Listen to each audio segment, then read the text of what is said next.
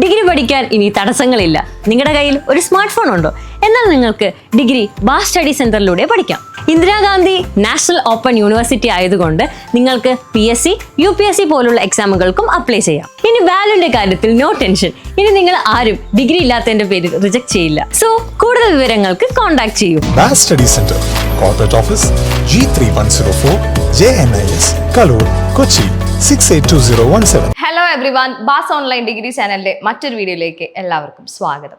അപ്പോൾ എക്സാമിന്റെ ഒരു ടൈം പീരീഡ് ആണ് ഇപ്പോൾ പോയിക്കൊണ്ടിരിക്കുന്നത്. നമുക്കറിയാം ജൂൺ ജൂലൈയിൽ നമുക്ക് ഓൾമോസ്റ്റ് എല്ലാവർക്കും എക്സാമിന്റെ ഒരു ടൈമാണ്. ഇപ്പോൾ ഒരുപാട് സ്റ്റുഡൻസ് കുറെ ടൈമിന്റെ ഇഷ്യൂവിന്റെ പുറത്ത് പഠിക്കാത്തതുണ്ടായിരിക്കും. ഇനി പഠിക്കണം എന്ന് വിചാരിച്ച് എവിടെ നിന്ന് തുടങ്ങണം എന്നൊരു ഐഡിയ ഇല്ലാത്ത സ്റ്റുഡൻസ് ഉണ്ടായിരിക്കും. അപ്പോൾ എങ്ങനെയാണ് ഒരുപാട് പഠിക്കാതെ എക്സാം വളരെ സിമ്പിൾ ആയിട്ട് ക്രാക്ക് ചെയ്യാൻ പറ്റുക എന്നുള്ളതാണ് നമ്മൾ ഈ വീഡിയോയിൽ നോക്കാൻ പോകുന്നത്. അപ്പോൾ നമുക്ക് ഡീറ്റെയിൽ വീഡിയോയിലേക്ക് കിടക്കാം.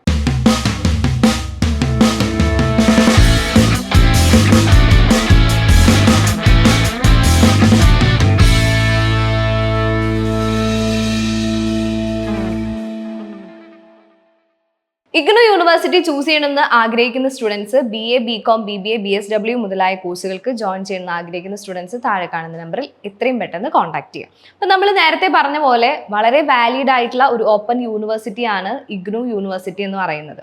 അപ്പോൾ ഒരുപാട് പേര് പറയുന്നുണ്ടായിരിക്കും വളരെ ബുദ്ധിമുട്ടാണ് ഇഗ്നോ യൂണിവേഴ്സിറ്റിയിൽ എക്സാം പാസ്സാവാൻ എന്ന് പറയുന്നുണ്ടാവും. അപ്പം നിങ്ങൾ ഒരു കാര്യം മനസ്സിലാക്കേണ്ടത്, കറക്റ്റ് ആയിട്ടുള്ള പ്രിപ്പറേഷൻ ഉണ്ടെങ്കിൽ വളരെ സിമ്പിളായിട്ട് പാസ്സാവുന്നതേ ഉള്ളൂ. നമുക്ക് ഒരുപാട് പോർഷൻസും സിലബസും ഉണ്ട് എന്ന് ഒരു പക്ഷേ നിങ്ങൾക്ക് തോന്നും. വളരെ സിമ്പിളായിട്ട് പഠിച്ച് അതിൻ്റെതായ രീതിയിൽ പഠിക്കുകയാണെങ്കിൽ നിങ്ങൾക്ക് വളരെ സിമ്പിളായിട്ട് ക്രാക്ക് ചെയ്യാൻ പറ്റും.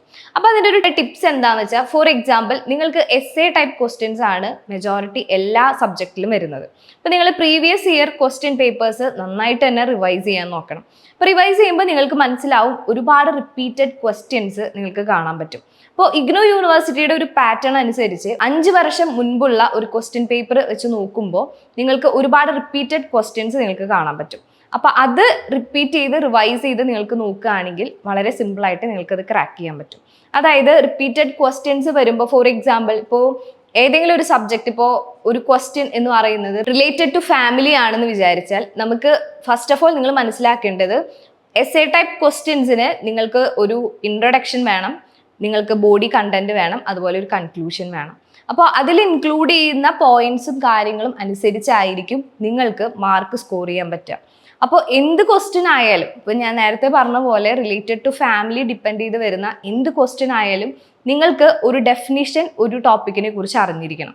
അപ്പോൾ ഫാമിലിയുടെ ഒരു ഡെഫിനിഷൻ നിങ്ങൾ പഠിച്ചിരിക്കുന്ന ഒരു സ്റ്റുഡൻ്റ് ആണെങ്കിൽ നിങ്ങൾക്ക് വളരെ സിമ്പിളായിട്ട് ഫാമിലിയുടെ ലിമിറ്റേഷൻ ചോദിച്ചാലും അതിൻ്റെ പോസിറ്റീവ് ടൈപ്സ് എന്ത് ചോദിച്ചാലും നിങ്ങൾക്ക് ആ ഡെഫിനിഷൻ എഴുതാൻ പറ്റണം.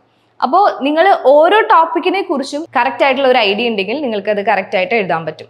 അപ്പോൾ നിങ്ങൾ മസ്റ്റായിട്ടും പഠിച്ചിരിക്കേണ്ടത് മെയിൻ ടോപ്പിക്കുകളിൽ ഡെഫിനിഷൻ, ക്യാരക്ടറിസ്റ്റിക്സ്, ഫങ്ഷൻ, ടൈപ്സ്, ഇത് മെയിനായിട്ട് നിങ്ങൾ ഫോക്കസ് ചെയ്യുകയാണെങ്കിൽ ആ ക്വസ്റ്റ്യൻ എങ്ങനെ ചോദിച്ചാലും നിങ്ങൾക്ക് കറക്റ്റായിട്ട് ഈ ഒരു പാറ്റേൺ കീപ്പ് ചെയ്താൽ നിങ്ങൾക്ക് ആ ഒരു ബോഡി പാർട്ട് കംപ്ലീറ്റ് ചെയ്യാൻ പറ്റും. അപ്പോൾ നന്നായിട്ട് ആൻസർ ഷീറ്റ് പ്രസൻറ്റ് ചെയ്യുക എന്നതാണ് ഇഗ്നോ യൂണിവേഴ്സിറ്റി മെയിനായിട്ട് ഫോക്കസ് ചെയ്യുന്നത്. അതുപോലെ ഒരുപാട് പേര് പറയുന്നതാണ് ലാംഗ്വേജ് ഇഷ്യൂ എന്ന് പറയുന്നത്. ഇപ്പോൾ ലാംഗ്വേജ് ഇഷ്യൂ ഉള്ള സ്റ്റുഡൻസ് മെയിനായിട്ട് ശ്രദ്ധിക്കേണ്ടത് എന്താണെന്ന് വെച്ചാൽ, നിങ്ങളുടെ ഗ്രാമർ അല്ല യൂണിവേഴ്സിറ്റി ഫോക്കസ് ചെയ്യുന്നത്. നിങ്ങൾക്ക് എത്രത്തോളം ഗ്രാമർ ഉണ്ട് എന്നതിലുപരി നിങ്ങൾ എങ്ങനെയാണ് ആൻസർ ഷീറ്റ് പ്രസൻറ്റ് ചെയ്യുന്നത്, അതിൽ എന്തൊക്കെയാണ് ഇൻക്ലൂഡ് ചെയ്തിരിക്കുന്നത്, നിങ്ങൾക്ക് സബ്ജക്ട് നോളജ് ഉണ്ടോ എന്നൊക്കെയാണ് യൂണിവേഴ്സിറ്റി ചെക്ക് ചെയ്യാൻ പോകുന്നത്. അപ്പോൾ നിങ്ങൾ മനസ്സിലാക്കേണ്ടത് ഓരോ ടോപ്പിക്കിനെ കുറിച്ചും നിങ്ങൾക്ക് ബേസിക് ആയിട്ടുള്ള ഒരു നോളജ് ഉണ്ടാവണം.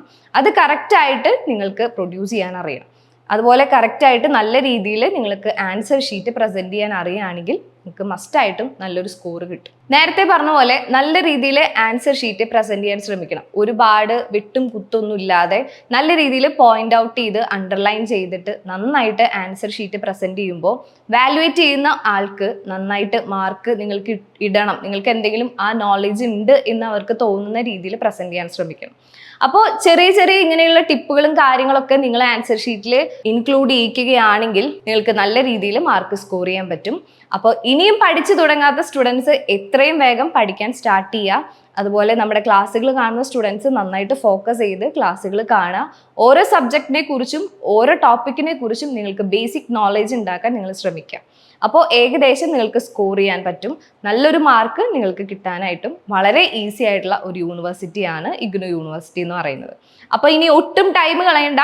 മാക്സിമം ഇനിയുള്ള ഒരു 2 months നിങ്ങൾ നന്നായിട്ട് പ്രിപ്പയർ ചെയ്യുക, നല്ല രീതിയിൽ എക്സാം എഴുതുക. ഇനി എന്തെങ്കിലും ഡൗട്ട് ഉണ്ടെങ്കിൽ താഴെ കമൻറ്റ് ചെയ്യുക. കൂടുതൽ യൂസ്ഫുൾ ആയിട്ടുള്ള മറ്റൊരു വീഡിയോ ആയിട്ട് നമ്മൾ ഉടൻ തന്നെ വരുന്നതായിരിക്കും. Anyway, thank you.